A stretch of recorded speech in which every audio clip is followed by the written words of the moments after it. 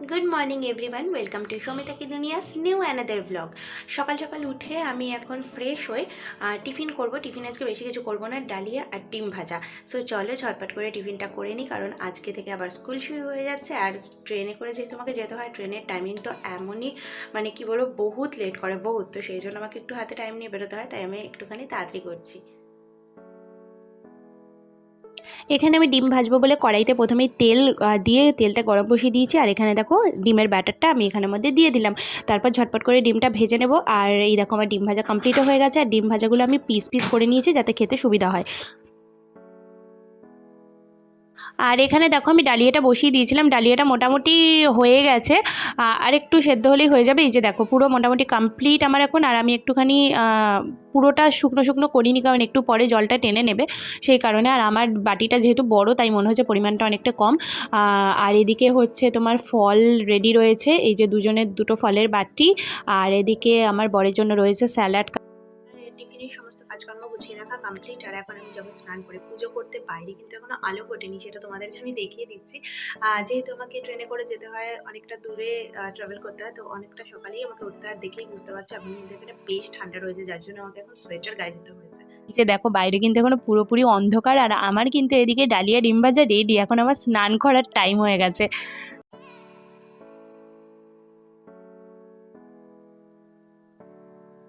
আর স্নান করে বেরিয়ে এসে দেখলাম হালকা আলো ফুটে গেছে। আর এখন আমি পুজোটা করে নেব।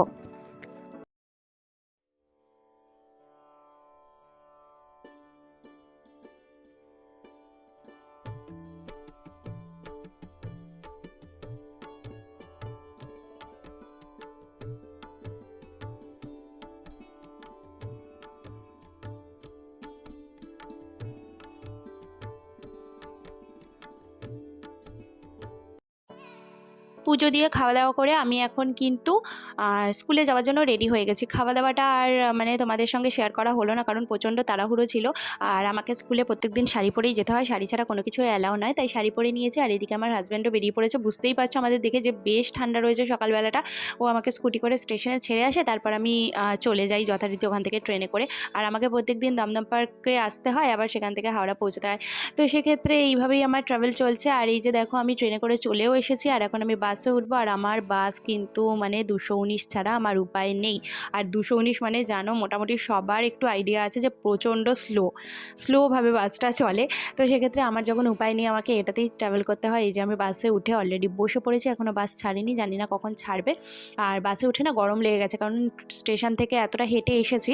তো এই জন্য এখন ভীষণ গরম লাগছে। আমি মোটামুটি মাথার চাপা টাপা খুলে ফেললাম। আর এখন আমি চলে এসেছি আমার বাপের বাড়িতে, কারণ আমি অনেকটা তাড়াতাড়ি পৌঁছে গেছি। এখন আমার স্কুলে গিয়ে বেকার কোনো লাভ নেই। মায়ের কাছে খানিকক্ষণ বসার পর আমি এখন স্কুলে যাবো বলে বেরিয়ে পড়েছি। আর দেখো আমার বাড়ি থেকে স্কুল হাঁটা পথ, তো সেই জন্য বেশিক্ষণ লাগেনি, আমি স্কুলে পৌঁছেও গেছি। এখনও প্রেয়ার হয়নি, তো একটু বসেছিলাম। তারপর স্কুলের কাজকর্ম সেরেই দেখো আমার টিফিনের টাইম চলে এসেছে। তো আমি টিফিনে যেহেতু যে ডালিয়া নিয়ে গেছিলাম তোমাদের বললাম, ওগুলো খেয়ে নিলাম। আর তারপরে তো ক্লাস ফাস ছিল, এগুলো সমস্ত কাজকর্ম সারার পর ছুটি হয়ে গেছে। এবার ছুটি করে আমি এখন বাপের বাড়িতে চলে এসেছি আবারও, কারণ আজকে আমার বাপের বাড়িতে থাকার প্ল্যান আছে। তো এদিকে দেখো মা অল্প করে তাও জোর করে ভাত, কুমড়ো ফুলের বড়া, ধনেপাতার বড়া আর একটুখানি শিম চচ্চড়ি করেছিল, সেটা দিয়ে দিয়েছে। আর দেখো ভাত থেকে পুরো ধোয়া উঠছে। তো চলো এখন একটুখানি খেয়ে নিই। দেখো পার্শে মাছও করেছিল, বাট আমার পেটে আর জায়গা ছিল না, তাই আমি আর কিছু খাইনি। মায়ের কাছে এসে বেশ জমিয়ে খাওয়া দাওয়া করলাম। যদিও আমি টিফিনে বেশ কিছু খানিকটা খেয়ে নিয়েছিলাম, সেই জন্য পেটে জায়গা ছিল না, অল্প কিছু খেয়েছি। আবার রাত্রের জন্য রাখা আছে, কারণ রাত্রে আজকে আমি এখানেই থাকবো। আমার বর আজকে একটুখানি ঘুরতে যাওয়ার প্ল্যান আছে অফিসের কালিগদের সাথে। তো সেটা এখনও আনসার্টেনিটি, কিন্তু আমি প্ল্যান করে নিয়েছি যে আমি এখানেই থাকবো। সো চলো এখন আপাতত খাওয়া দাওয়া হয়ে গেছে, একটু রেস্ট করব, তারপরে বাকি যা কিছু করব সেগুলো তোমাদের সঙ্গে পরে শেয়ার করব। এখনের জন্য টাটা। আমি এখন একটুখানি রেডি হয়ে নিচ্ছি, আর কোথায় যাব সেটা একটু পরে তোমাদেরকে জানাচ্ছি। মোটামুটি মুখে একটুখানি হালকা করে ফেস পাউডার আর জানোই তো সিজি ক্রিম, এই দুটোই আমি ইউজ করি। তো এগুলো দিয়ে একটুখানি মুখটা ঠিকঠাক করে নিলাম, আর একটুখানি লাইনার দিয়ে নিলাম, আর একটু হালকা করে লিপস্টিক দিয়ে নিয়েছি। এবার চলো আমি ড্রেসটা পরে রেডি হয়ে নিই। ফাইনালি আমি রেডি হয়ে গেছি। আর এখন যাব লোকনাথ বাবার মন্দিরে। তেঘুরিয়াতে লোকনাথ বাবার একটা ভীষণ সুন্দর মন্দির আছে, এর আগেও আমি ভিডিও শেয়ার করেছি তোমাদের সঙ্গে, কিন্তু আজকে আবার যাব। ওখানে গেলে আমার সত্যি কথা বলতে মনটা ভীষণ ভালো হয়ে যায়। তো চলো আজকে আবার তোমাদের সঙ্গে শেয়ার করবো, কারণ প্রতিবারই যখন যাই এত সুন্দর করে সাজায় যায় না, সত্যি কথা বলতে মনটা ভীষণ ভালো লাগে, তাই তোমাদের সঙ্গে বারবার সেটা শেয়ার করি। সো চলো আজকে কতটা সুন্দর করে সাজানো হয়েছে সেগুলো তোমাদের সঙ্গে শেয়ার করবো। এই যে আমাদের বাড়ির বদমাইশটা ঘুম পেয়েছে তাও যাবে না, দেখো হাঁ করে এদিক ওদিক তাকাচ্ছে। আমরা এখন বেরিয়ে পড়েছি, মা দরজাটা লক করে নিল, তারপর এখন যাব।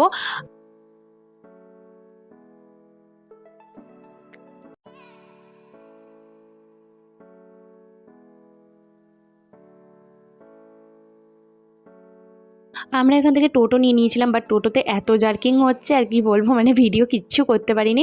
আর এখানে বাস স্ট্যান্ডে চলে এসেছি, বাস ধরে আমরা যাব মন্দিরে। বাসে অলরেডি উঠেও পড়েছি। আমরা মন্দিরের সামনে পৌঁছে গেছি, আর মন্দিরে তোমরা এরকম দুদিকেই না, এই যে মন্দির আর দুদিকেই কিন্তু এরকম ফুলের দোকান পাবে। ফুলের দোকানে তোমরা একেবারে ডালি রেডি করে নিতে পারবে 51 টাকা। এই যে দেখো এখানে দূর থেকে যতটা বোঝা যাচ্ছে না। আর এই যে আমরা একটা ফুলের দোকানের কাছে চলে এসেছি, এখানে 51 টাকা, 101 টাকা, তারপর তোমরা যত খুশি দামের ডালি নিতে পারো। তো আমরা দু জায়গায় দুটো ডালি নিয়েছিলাম, একটা আমার জন্য আর একটা মায়ের জন্য। তো দুটো ডালি নিয়ে আমরা এখন ভেতরে যাব পুজো দিতে। আর আমরা যখন গেছি তখন অনেকটাই রাত হয়ে গেছিলো, প্রায় 7:30 বাজে। তো ওই জন্য আমরা একটুখানি জিজ্ঞাসা করে নিয়েছিলাম যে এত রাতে পুজোটা দেওয়া যাবে কিনা।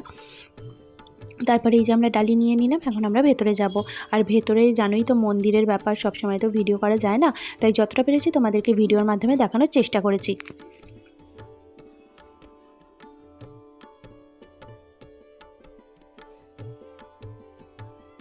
কত সুন্দর লাগছে দেখতে, আর সামনে থেকে যতটা সুন্দর লাগছে সেটা তো বলে বোঝানো যাবে না। আমরা এখন বাড়ি ফেরার জন্য বাসে উঠে পড়েছি, আর বাসে প্রচণ্ড আগে ভিড় ছিল, তাই বসার জায়গা পাইনি, লাস্টে একটু বসার জায়গা পেয়েছিলাম। তারপর দেখো বাস থেকে নামার টাইমও হয়ে গেল, আর আমরা এখন সাবওয়ে দিয়ে ক্রস করব, কারণ ভিআইপিতে বিশাল মানে গাড়ির যানজট থাকে তোমরা জানোই। তো সেক্ষেত্রে ওখান দিয়ে তো রাস্তা দিয়ে পার হওয়া রিস্কি, তো সেই জন্য আমরা এখন সাবওয়েতে চলে এসেছি। এখান দিয়ে রোড ক্রস করে তারপর আমরা যাবো বাড়ি।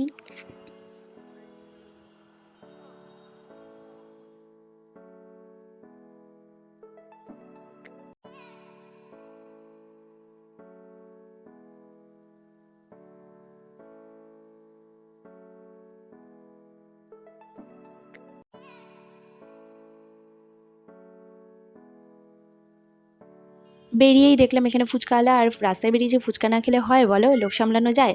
তারপর আমরা বাড়িতে আসবো বলে এই যে রিকশায় উঠে পড়েছি, এখন বাড়ি যাওয়ার পালা।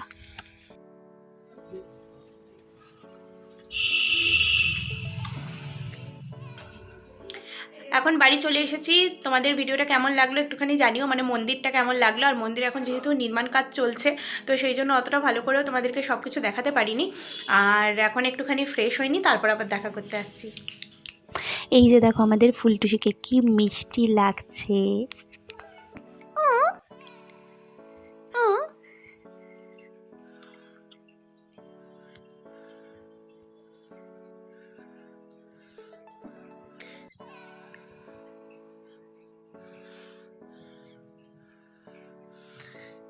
আমাদের সুন্দরী দেখো কি সুন্দর একটা ড্রেস পরেছে। আও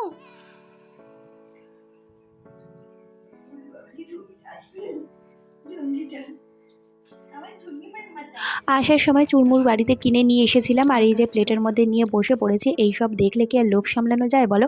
তো চলো এখন ঝটপট করে আমি জাস্ট চুরমুরটা খেয়ে নিই। এখন ডিনার করার সময় হয়ে গেছে। ডিনারে ছিল ভাত, বেগুন ভর্তা আর পার্শে মাছ। সত্যি কথা বলতে পেটে একদমই জায়গা নেই, মানে ফুচকা আর চুরমুর খেয়েই আমার পেট ভর্তি। তো আমি একদম অল্প খাই, সেটা তোমরা জানো। তো ওই জন্য আপাতত অল্প একটুখানি ভাত ওইগুলো দিয়েই খেয়ে নিলাম। বন্ধুরা আজকের ভিডিওটা আমি এখানেই শেষ করলাম। ডিনার কমপ্লিট, এখন শোয়ার টাইম হয়ে গেছে। কালকে আবার নতুন ভিডিও নিয়ে তোমাদের সঙ্গে দেখা করতে আসবো। সো আজকের মতো ভিডিওটা আমি এখানেই এন্ড করলাম। সবাই খুব ভালো থেকো, সুস্থ থেকো, সাবধানে থেকো। আর ভিডিওটা ভালো লেগে থাকলে প্লিজ একটা লাইক, কমেন্ট আর শেয়ার করতে ভুলো না। আর নতুনটা প্লিজ সাবস্ক্রাইব করে পাশে থেকো। সো চলো আজকের মধ্যে সবাইকে টাটা অ্যান্ড গুড নাইট।